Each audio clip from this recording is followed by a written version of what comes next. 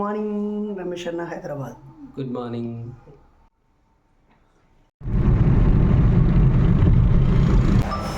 మీరు ఎక్కడ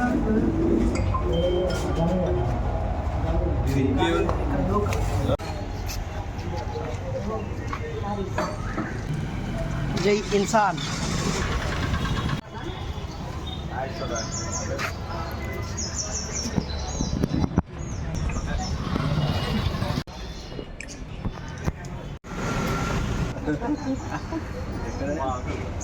నేను విజయవాడకు వెళ్తున్నా రోజు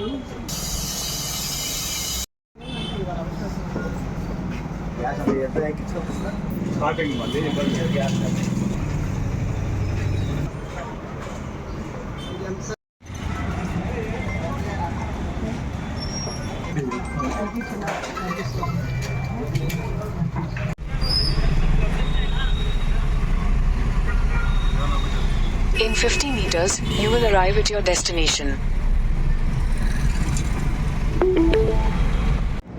CSR Prasad senior comrade, Telugu పరిచయం ఉంటుంది. సిఎస్ఆర్ ప్రసాద్ గారు.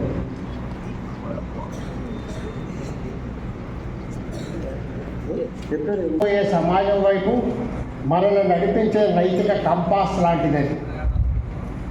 ఈ ప్రయాణానికి మనం విద్యుక్తులమయ్యే ఈ సందర్భంలో ఇప్పుడు రాజ్యాంగవాదం మన సమాజంలో సంక్షోభంలో ఉన్నది. మన స్వేచ్ఛను కాపాడుకోవడానికి శాశ్వతంగా నిత్యము జాగరూకమై ఉండటం మాత్రమే రక్షణ లాంటిది. ఇది మిత్రులు సిద్దికి కాపం చేసిన ప్రసంగానికి అభివాదం. Thank you.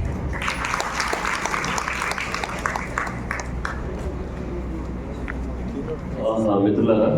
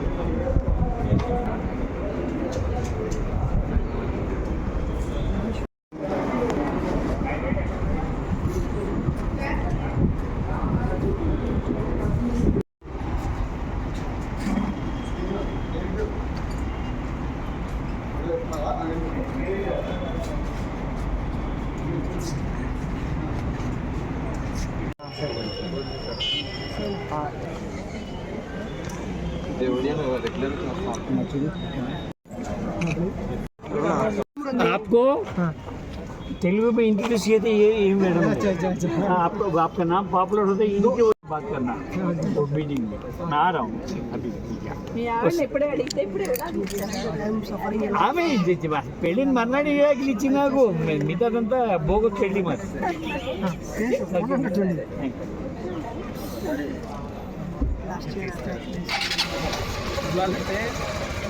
మీరు ఎలా బైక్ మీద ఎంత లేదన్నా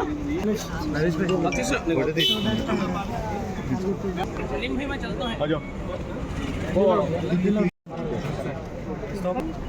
థ్యాంక్ యూ థ్యాంక్ యూ.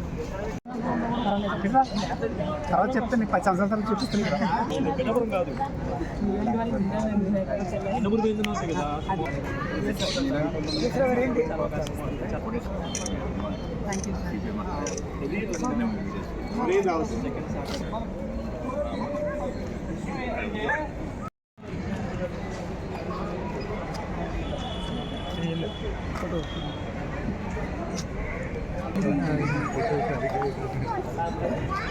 తీసా అన్ని అలా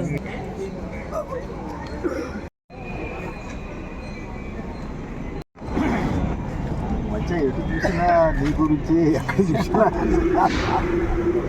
మామూలుగా రెండు రాష్ట్రాలను కొలిక్కి తెస్తున్నావు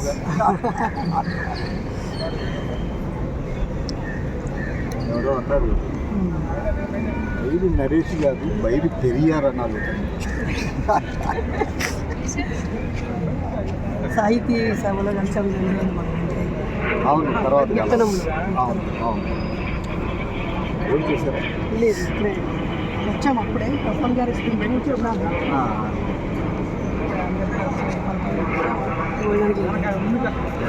ఇప్పుడు మీ అధ్యక్ష ఈ సమాజంలో మనం ఎటు తిరుగుతున్నాం, ఎటు వెళ్తున్నాం, ఏది మాట్లాడాలో కూడా తెలియని పరిస్థితుల్లో అగమ్యకు వచ్చినలా ఉంది. ఇప్పుడు మొత్తం అంతా ఉండాలి ఇచ్చి భూమి దేశం మొత్తం అల్లాడుతున్నారు. మేము ఎక్కువ గొంతు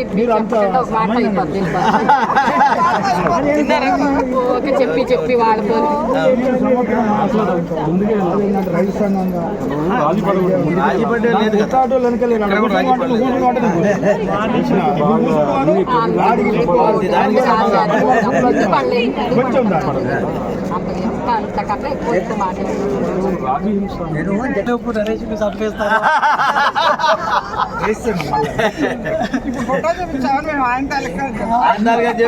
మీరు పక్కన అంటారా?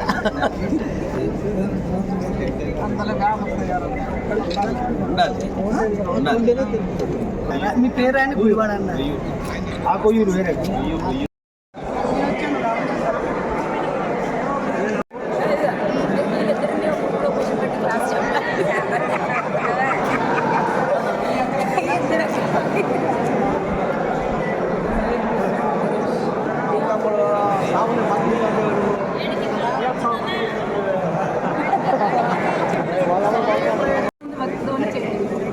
మనకు ఆ చైతన్యం జాలి.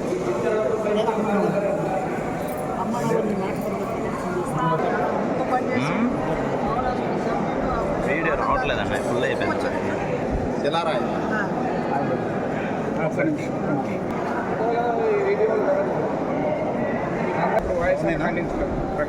చెన్నైలో కొంచెం బాగా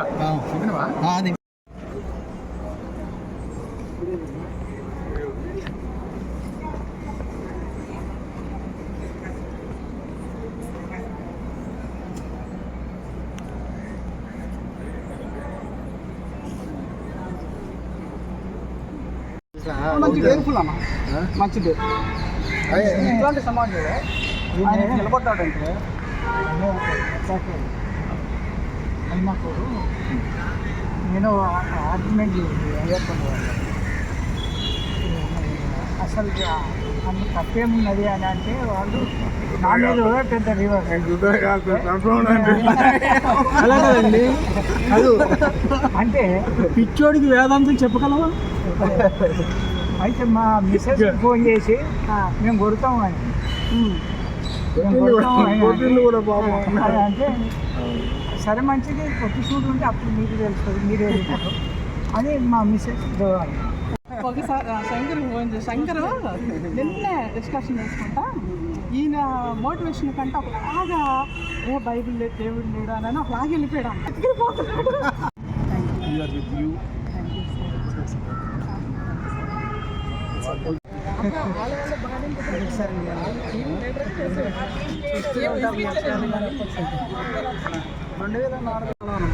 మీరు ఇందాక డైరెక్ట్ శంకర్ అడగలే, నేను అదే అనుకున్నా నాకులా రివర్స్ అవుతాడు శంకర్.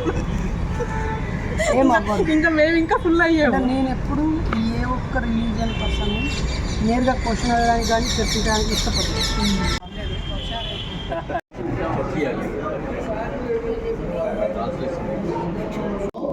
నువ్వు కప్పుకునే శాలువా కూడా తీసుకెళ్ళిపోతారా? అంటే కప్పుకునే శాలువాలు 2 ఉండేవాడు కూడా భయమే, నాకు శాలువా పోద్దేమో. ఆ ఆలోచన, ఆ మైండ్ సెట్ నుంచి బయటపడేయడానికి మౌలికమైన విషయాన్ని ప్రేరేపించాలి చర్చ. రాజ్యాంగం ఇచ్చే హక్కుల్ని వద్దంటం లేదు, రాజ్యాంగం కల్పించే సౌకర్యాలని వద్దంటం లేదు.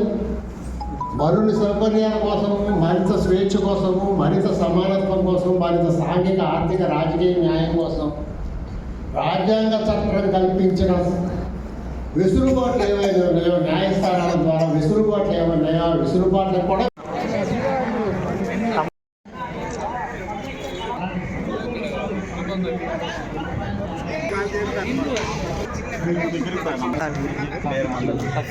అన్ని చోట్ల ఉంటారు కదా.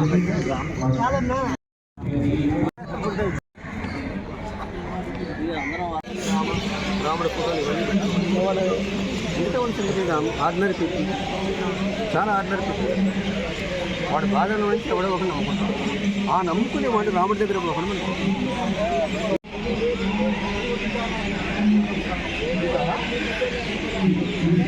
ప్రముఖాన్ని పెట్టారు కదా.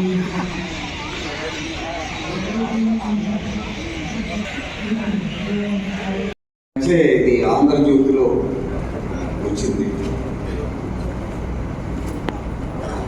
మరొకసారి ఓడిపో, మరింతగా ఓడిపో,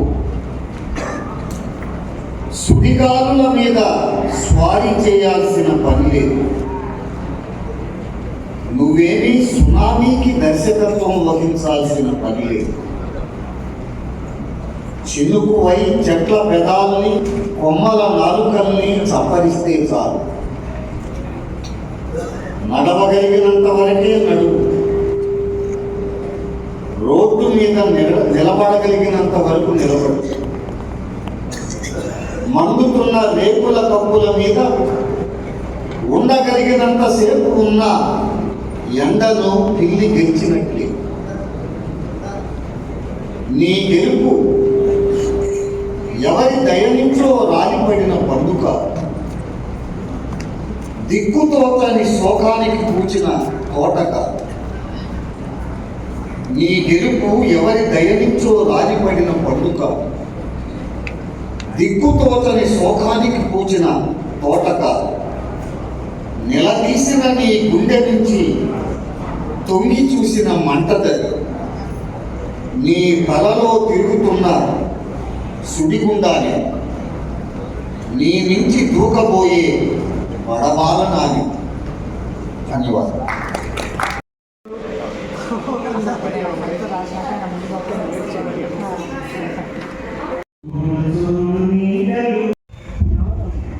కరోనా కాలంలో పిల్లలు పిట్టలాగా రాలిపోతుంటే ఒక్కసారైనా వచ్చి పట్టించుకున్నవారా?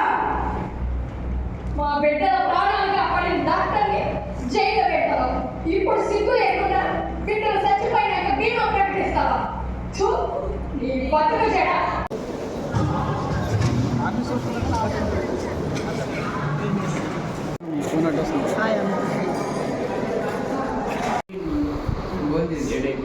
స్నానం చేస్తాను. స్నానమే బెటర్. కానీ హాయ్ ఫ్రెండ్స్, ఈరోజు కృష్ణా జిల్లా కార్యదర్శి రెడ్రోతు నారాయణ వాళ్ళ ఇంట్లో ఉన్నాను.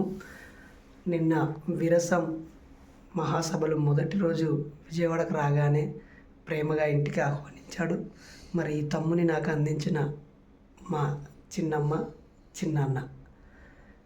ఇతని చదువు కోసం పల్లెటూరు నుంచి విజయవాడకు వచ్చి రకరకాల పనులు చేసి చివరికి ఒక డ్రైవర్ వృత్తిలో స్థిరపడి ఇతన్ని మరియు వీళ్ళ చెల్లెల్ని పెంచి పెద్ద చేసి పెళ్ళిళ్ళు చేసి సగౌరవంగా శ్రమతో జీవిస్తున్న కుటుంబం.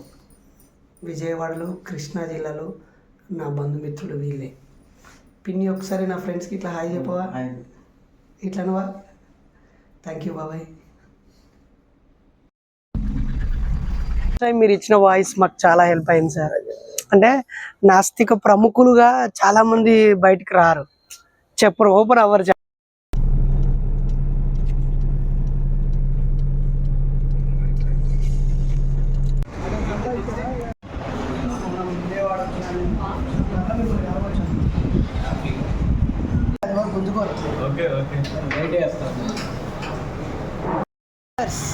పగిలిపోతే ఫ్రీ అని బోర్డు పెట్టండి. డబ్బా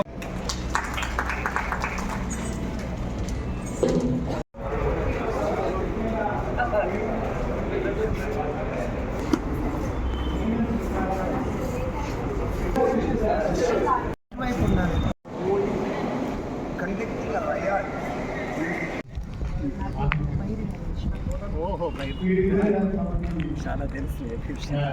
అయితే మొన్న ఉండవల్లిలో ట్రైనింగ్ క్యాంప్ చేశాను.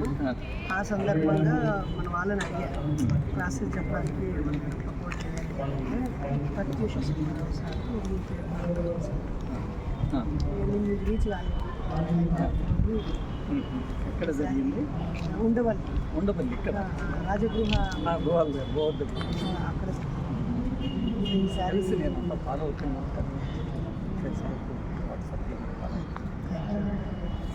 నాకు మీ నంబర్ ఇవ్వండి. 9490 మీ నెంబర్ నా దగ్గర ఉన్నట్టు ఉందా?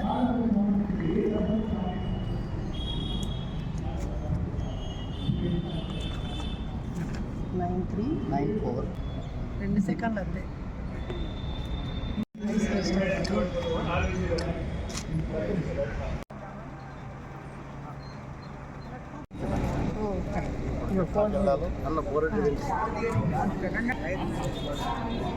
మీరు media okay. Hello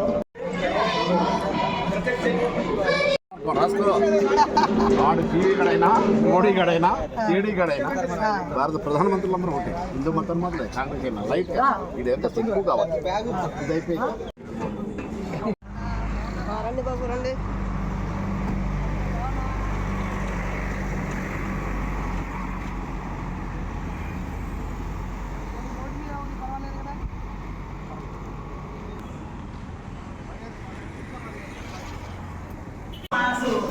lunch with Shivaji.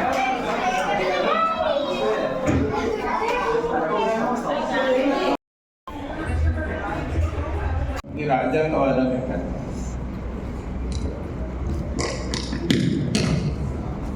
1905 నేను నా సబ్జెక్టు చాలా గంభీరమైనా కానీ నేను ఎక్కువ సమయం తీసుకోదలుచుకోలేదు. చెప్పదలుచుకున్నది అప్పటికి కమ్యూనిజం విజయం సాధించింది 1905 కల్లా.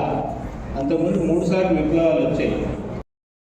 హిందూ ఫాసిజం యొక్క వికృతం హింసాత్మక ధోరణి ఎంత అమానవీయంగా ఎంత భయంకరంగా ఉంటుందో తానుగా ఎదుర్కొన్న అనుభవించిన బైరి నరేష్ గారు ఇప్పుడు మన వద్ద మాట్లాడతారు.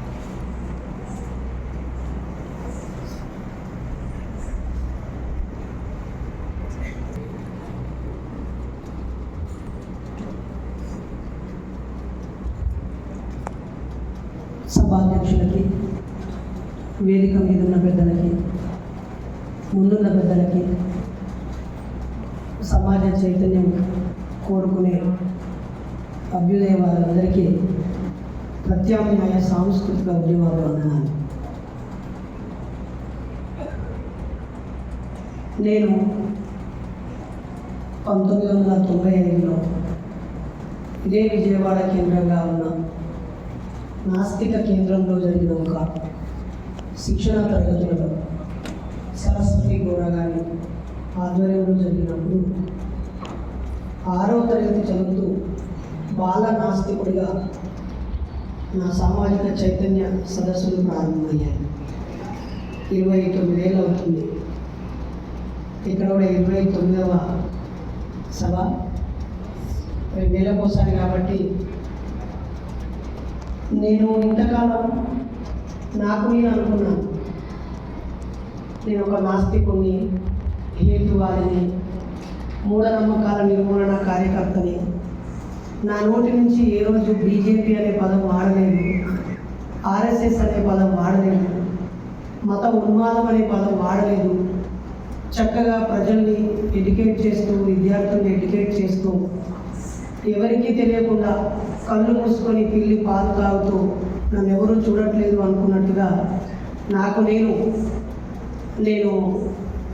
ఏ అరసం కాదు, వీరసం కాదు, అభ్యుదయవాదిని కాదు, అర్బన్ నక్సలైట్ని కాదు, కవిని కాదు, రచయితని కాదు, ఉద్యమకారుని కాదు, పోరాటదారుని కాదు, తిరుగుబాటుదారుని కాదు. నేను ఏదో అలా వెళ్తున్నాను అని అనుకున్నాను. కానీ స్టేషన్లో బెయిల్ ఇచ్చి పంపించే అవకాశం ఉన్నా మాలలో ఉన్న జడ్జి గారు 14 రోజులు రిమాండ్కి పంపించాక 14 రోజులు కాదు 2 రోజుల్లోనే నాకు బెయిల్ వస్తుందనే భ్రమలో బతుకుతున్న నాకు 46 రోజుల దాకా బయటికి వెళ్ళే పరిస్థితి లేకుండా చివరి రోజు కూడా ఇంకో పీటీ వారెంట్ వచ్చి పడ్డాక తెలిసింది, ఓ నేను మెజారిటీ ప్రజలకి శత్రువుని, మెజారిటీగా నమ్మే వ్యక్తుల భావాజాలానికి శత్రువుని అని. లోపల ఉన్నన్ని రోజులు పత్రికలన్నీ కట్ చేసి లోపలికి వచ్చేవి. ఆ కట్ చేసిన ముక్కలో ఏముందో తెలుసుకోవాలని ఉండేది. బయటకు వచ్చాక చూస్తే నాపై వచ్చిన వార్తలు చాలా వింతగా అనిపించాయి. అదంతా ఒక ఎత్తు అయితే అంతా అయిపోయాక నేను బయటకు వచ్చాక చూసేటప్పటికీ అసలు జరిగింది ఒకటి, ఈ మీడియా చూపించింది ఒకటి, పత్రికల్లో రాసింది ఒకటి, వాస్తవాలని కళ్ళకు కట్టినట్టుగా రాయాల్సిన నిజ నిర్ధారణ కమిటీలు ముందుకు రాలేదు. చక్కగా వ్యాసాలని ప్రతిబింబించే కళలు నా మీద అనుమానంతో లేదా అప్పుడున్న భయానక వాతావరణానికి జంకో చాలా కళలు మౌనం వహించడం వల్లే నేను అధిక రోజులు జైల్లో ఉన్నాననిపించింది. అలాగే ఎక్కడో తెలియని ఒక వ్యక్తి హక్కు హననమైనప్పుడు పిడికిలు బిగించి నిలదించిన చాలా గొంతులు ప్రత్యక్షంగా పోలీసు వాహనంలో కొడుతూ, అది కూడా చాలా అందంగా వీడియో తీసుకుంటూ కొడుతూ, పోలీసు వెహికల్ని ఆపి కొడుతూ ఉన్నప్పుడు కూడా కొన్ని కళలు కదలకపోవడం నాకే సిగ్గు అనిపించింది. అలాగే 28 సంవత్సరాల పాటు నా బాల్యాన్ని వదులుకొని, నా యవ్వనాన్ని వదులుకొని, వ్యక్తిగత ఆదాయాన్ని, బతుకుని అన్నీ వదులుకొని సమాజ చైతన్యం, నాస్తికత్వం, హేతువాదం, గతార్కిక భౌతికవాదం, పూలే పెరియార్ అంబేద్కర్ ఐడియాలజీతో సాగుతున్న నాకు అదే భావజాలంతో పనిచేసే సంఘాలు కూడా కనీసం ఖండన ఇవ్వలేని స్థితిలో, నలుగురు నించుండి నిరసన తెలుపలేని స్థితిలో, 10 మంది కలిసి చర్చించని స్థితిలో ఉన్నారని తెలిసి నేను ఎక్కడ పొరపాటు చేశాను, అసలు నేను ఎవరు అనే ఆలోచన బయటకు వచ్చిన రోజు నుంచి నన్ను వేధిస్తూనే ఉంది. ఒక పిహెచ్డి స్కాలర్గా, ఒక సైకాలజీ మోటివేటర్గా, ఒక మెజిషియన్గా, స్పీకర్గా, రకరకాల నాకు నేనే ఎన్నో డ్రెస్సులు వేసుకొని సమాజంలోకి వెళ్ళాను. 365 రోజులు ఉంటే గొప్పలు అనుకోదు, దయచేసి మీరందరూ అర్థం చేసుకునేవారు. 365 రోజుల్లో కనీసం 10-15 రోజులు ఉంటాయి కావచ్చు నేను ఇంటి దగ్గర ఉండేది. ఒకరోజు కనీసం 2 కార్యక్రమాలకు తక్కువగా నిర్వహించేవాడిని కాదు, ఎక్కువ నిర్వహించేవాడిని, పాల్గొనేవాడిని కాదు. కానీ వేలాది మీటింగ్లో పాల్గొన్నా, కానీ చివరికి తెలిసింది ఏంటంటే నేను దేవుణ్ణి విమర్శించేవాడినని, దేవ దూషకుడినని, అయ్యప్పను అవమానించిన వాడినని, చెడ్డవాడినని, దొరికితే కొట్టాలని, తన్నాలని, చంపాలని, అవమానించాలని, ఎగతాళి చేయాలనేటువంటి ఒక పెద్ద ముద్ర వేసి నన్ను సమాజంలోకి నెట్టివేశాడు. నిజంగా అనిపిస్తుంది ఒక్కోసారి ఆ దాడిలో నేను చచ్చిపోయినా బాగుండేదేమో అని. ఈ మధ్య కూడా మా ఆవిడ ఒక మాట అంది, ఇవన్నీ మానుకొని ఒక సైకాలజిస్ట్గా ఉండొచ్చు, పిహెచ్డి అయిపోయి డాక్టరేట్ వచ్చింది, ఏదో ప్రైవేట్ కాలేజీలో పనిచేయచ్చు, ఇవన్నీ అవసరమా అన్నప్పుడు ఒకటే మాట చెప్పాను, ఏమీ చేయకుండా ఉండు అనే బదులు చచ్చిపోవడం అయిపోద్ది అని. నేను ఇప్పుడు ఇక్కడికి వచ్చింది మాత్రం కొద్ది రోజుల నిర్బంధం తర్వాత మొదటగా విరసం తన గొంతు వినిపించింది. కాశీం సార్ వ్యాసం రాశారు, కె శ్రీనివాస్ గారు వ్యాసం రాశారు. అలా ఒక్కొక్కరిని కూడగట్టి నా కోసం, నాలాంటి వాళ్ళు ఎంతోమంది కోసం మేమున్నాము అని, ఇంతకాలం మేము మీ జెండా మోయకపోయినా, ఇలాంటి సభలు సమావేశాలకు రాకపోయినా, ఎక్కడెక్కడో మేము ఉపరితల ఉద్యమాలు చేస్తూ అసలైన శత్రువు గురించి మాట్లాడకుండా తప్పించుకు తిరుగుతూ మేమేదో చేస్తున్నామనే భ్రమలోంచి మా కర్తవ్యాన్ని మాకు గుర్తు చేసి పెద్దన్న పాత్ర పోషించినటువంటి మీ అందరికీ పేరు పేరున కృతజ్ఞతలు చెప్పడానికి, ఆ క్రమంలో నా మీద వచ్చిన ఆరోపణలన్నింటినీ తోసి నమ్మి ప్రోత్సహించిన మీ అందరికీ ముందుగా కృతజ్ఞతలు. నేను ఇక్కడికి రావడానికి హైకోర్టు అడ్వకేట్ సురేష్ గారు ప్రధాన కారణం. ఏటూరు నాగారంకి నేను జనవరి 1వ తేదీన వెళ్ళి భీమా కోరేగాం విజయ్ దివాస్ ఆ రోజు బ్రాహ్మణీయ పీష్వాల పైన మూలవాసులు యుద్ధం చేసి గెలిచిన చరిత్రని వివరించడానికి వెళితే ఇంటర్నల్ 20 మందితో జరిగే సమావేశానికి అనుమతి లేదని నిర్వాహకుడిని గల్లపట్టి లాగి కులం తక్కువవాడా నేతకారోడా మాలమాలి కూడా అని తిట్టి ఆ ఫ్లెక్సీని చింపి గుండీలు చిరిగిపోయి బట్టలు విప్పేసి అతని బైక్కి గుంజుకొని రోడ్డు మీద పడేసి బాధ పెడితే అతనికి అండగా నిలబడకుండా రక్షణ వ్యవస్థ ఆయన కాళ్ళకు బేడీలేసి సాయంత్రం నుంచి రాత్రి వరకు ఉంచి ఆయన ఫోన్ కూడా లాక్కొని అవమానించిన ఘటన పైన చట్టపరంగా ఏం చేయొచ్చని హైకోర్టు అడ్వకేటు పౌర హక్కుల నేత సురేష్ గారి దగ్గరికి వెళ్తే ఈ కేసు ముచ్చట తర్వాత నువ్వు ఎదుర్కొంటున్నటువంటి ఈ దాడికి సంబంధించిన పెద్ద సమావేశం పెద్దల మధ్య సాగుతుంది, వాళ్ళంతా నీకు మద్దతుగా నిలిచిన వాళ్ళే, మదిలో బాధపడిన వాళ్ళే, నీలాంటివి గిన్ని అనుభవించిన వాళ్ళు నువ్వు అప్పుడు 46 రోజులు కానీ సంవత్సరాల తరబడి ఉన్నవాళ్ళు 100 కేసులు ఎదుర్కొన్న వాళ్ళు ఉన్నారు, నీ బూటి పక్షులు అక్కడ ఉన్నాయి, నువ్వు వాడికి వెళ్ళాలని చెప్పి పంపిస్తే ఇక్కడికి వచ్చాను. నిజమే, నిన్న వచ్చినప్పటి నుంచి ఉదయం కప్పన్ గారి ప్రసంగం నుంచి ఇప్పటిదాకా ప్రతి అక్షరం ఒక నిప్పు కనికల, ఒక తూటాల నిశ్శబ్దాన్ని ఛేదిస్తూ విప్లవాలని రంగరిస్తూ అనుభవాలని ఊరిపోస్తూ కర్తవ్యబోధ చేస్తూ మేము చేసిన పొరపాట్లని గుర్తు చేస్తూ మేము చేసిన నిర్లక్ష్యాన్ని బాధ్యతని గుర్తు చేస్తూ ఏం చేయాలో దశాదిశ నిర్దేశం చేస్తూ ముందుకు సాగుతున్న తీరు నాకు ఎంతో ఆనందాన్ని ఇచ్చింది. మేము కూడా రాయాలి అని చాలాసార్లు లక్ష్మణ్ సార్ చెప్పారు విత్తనంలో 2 రోజులు యూత్కి ఎలా రాయాలి అని ఒక శిక్షణ ఇచ్చారు. పసునూరి రవీంద్ర గారు, స్కై గారు, సంగిశెట్టి శ్రీనివాస్ గారు కొంతమంది.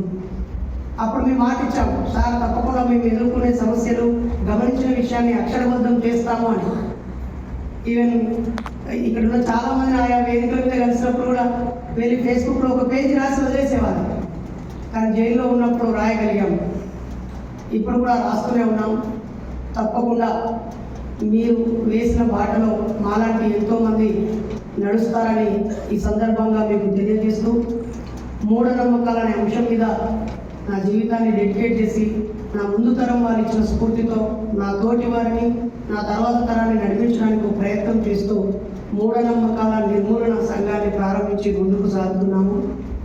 ఈరోజు ఏ స్థాయిలో మూఢనమ్మకాలు ఉన్నాయో మీకు తెలుసు.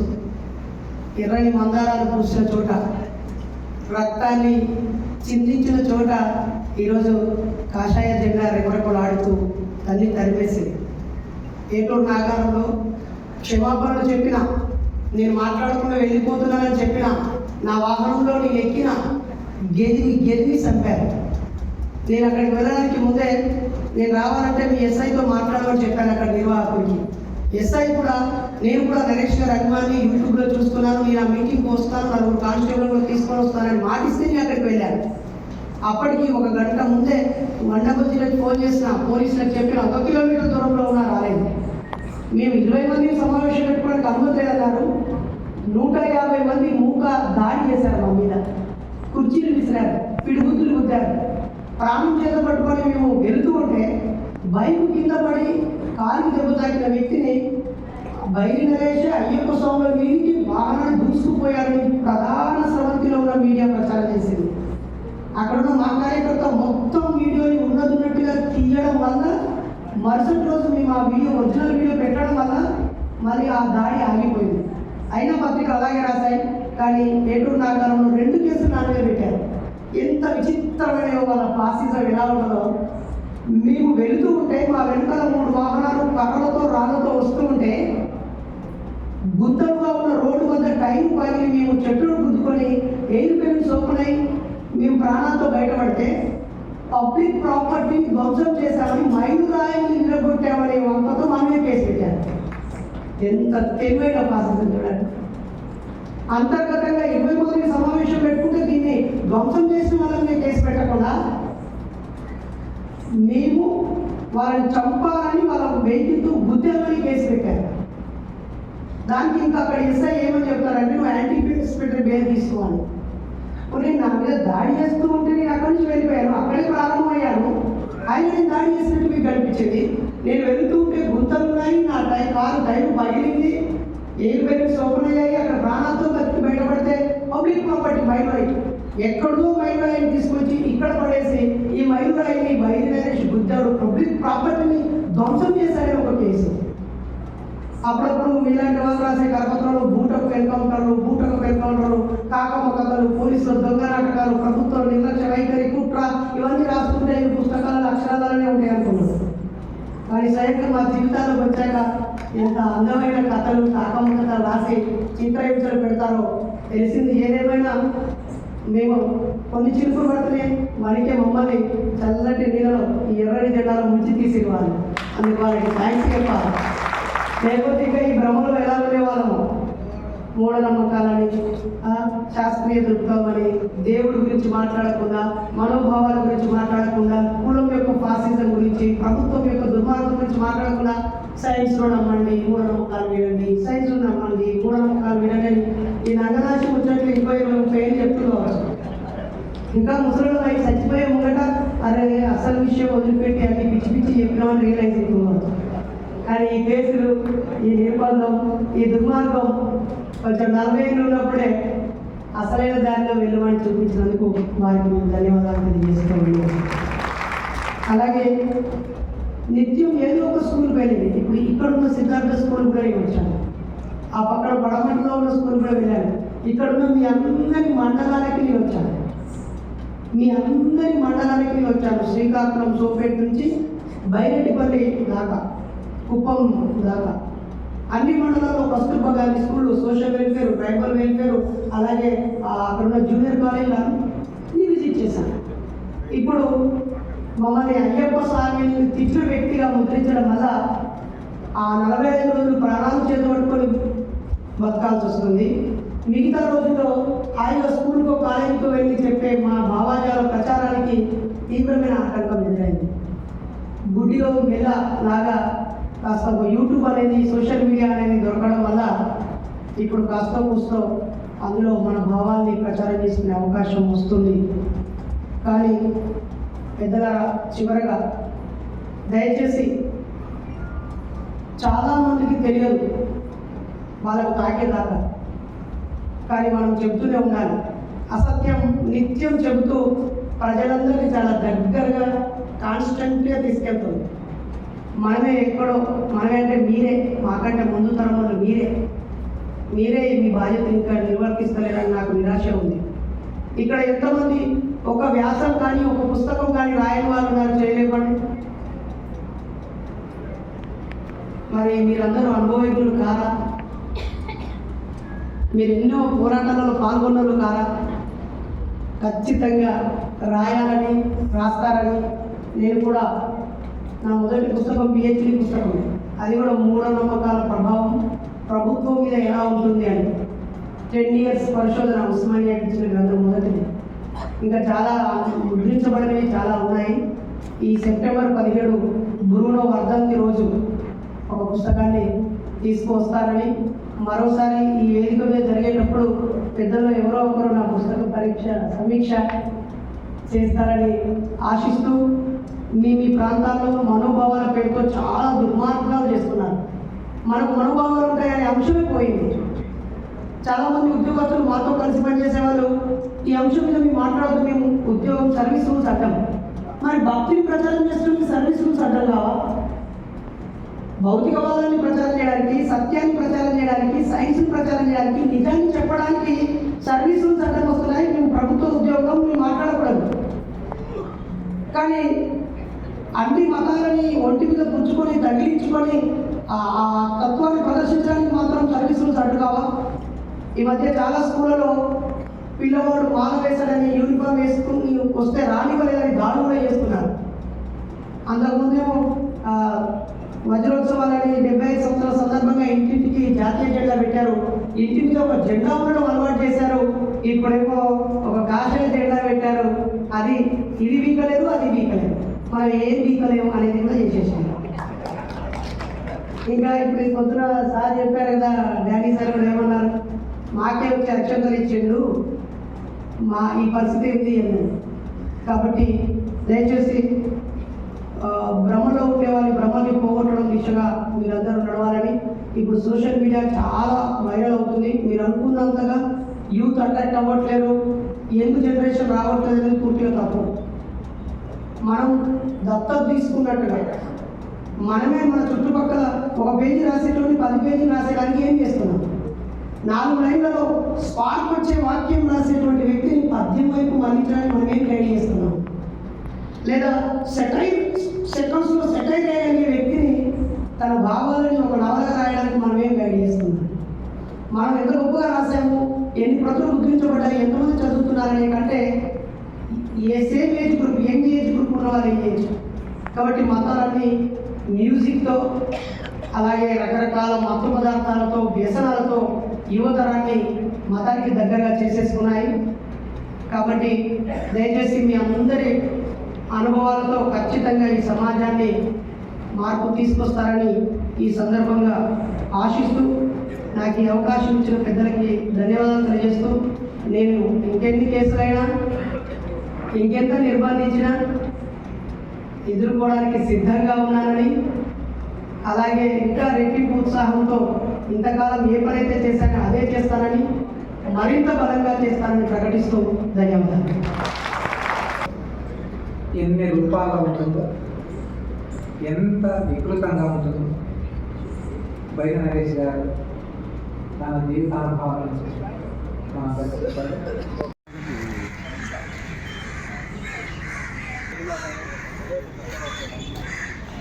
ఖండించడం మేము అలసా వచ్చిన వాళ్ళు మనం ఎందుకు భయం?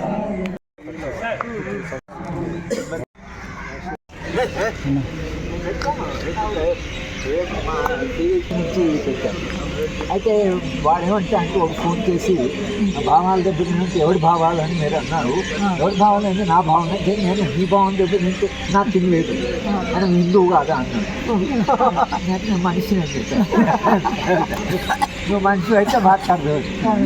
ఇప్పుడు భావాలు దగ్గర అనేది ఎవరి భావం మనిషి అని చెప్పుకుంటుంటే భావాలు దగ్గర నువ్వు పోకు చూడకు ప్రోగ్రామ్ రాయి పోటీ రాష్ట్రానికి కొడతాము ఫిజికల్గా కాల్ చేస్తాం జరగనివ్వం.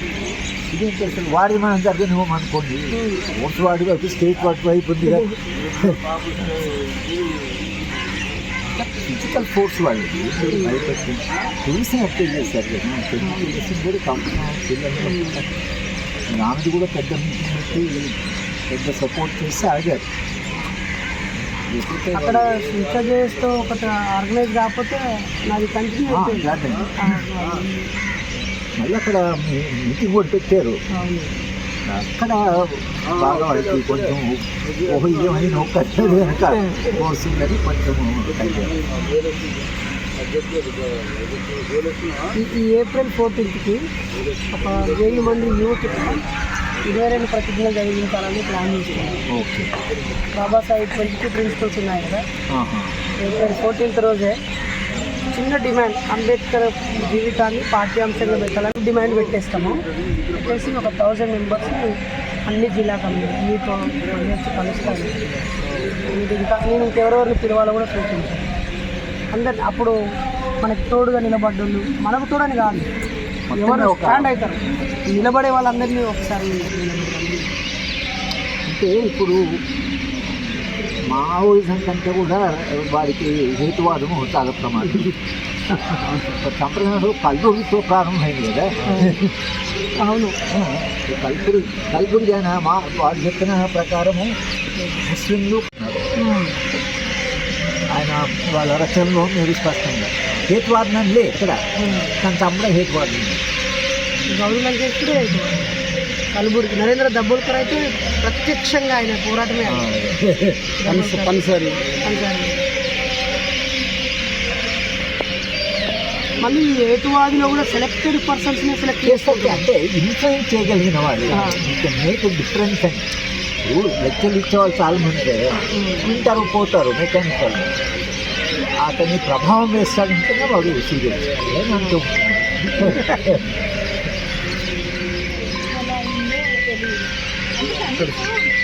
అయ్యప్ప భక్తులు అన్నం మీద దాడి గురించి మాట్లాడుదామని. నా మీద దాడి చేసినోడు ఎవ్వడు కూడా అయ్యప్ప భక్తుడు కాదు, దొంగ భక్తుడు.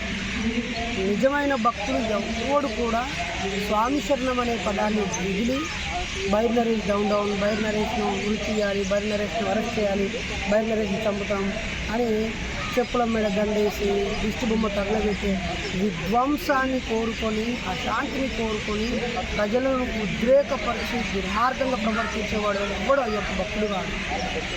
చక్కగా శరణులు పాడుకుంటూ ఆ ప్రతిదానికి ఎదుటి వ్యక్తి బూతు మాటలు మాట్లాడినా స్వామి శరణం అనుకుంటూ నిష్టగా పాదాలకు చెప్పులు కూడా ధరించకుండా ఏ చెడ్డ అలవాటు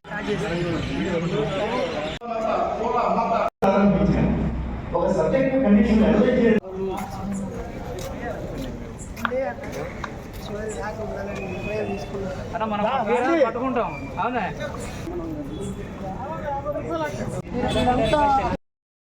ఎవరన్నా చిట్టి మరి ఎందుకు తినాలి?